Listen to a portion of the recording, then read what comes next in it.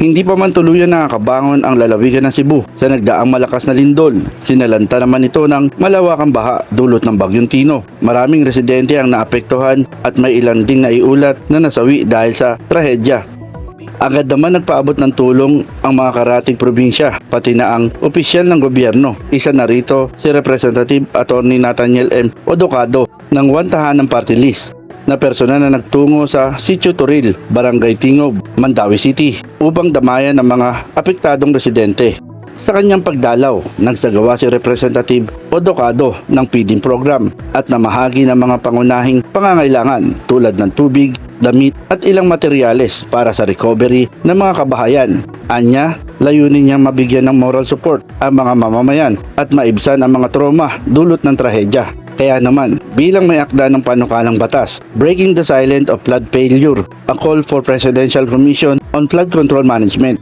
Binigyan diin ni Representative Odocado ang kahalagahan ng maayos na flood control. Isa ito sa mga pangunahing suliranin nakakaapekto sa kabuhayan ng mga residente tuwing may malakas na bagyo.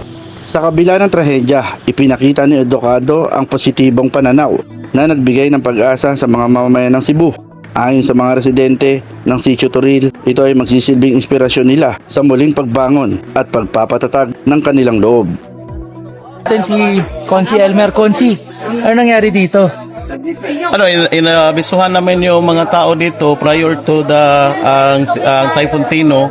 So nag-evacuate naman sila ang lahat except yung may head of the family, but yung mga children, yung mga anak nila doon na sa evacuation center a day before the before Tino hit ang Cebu.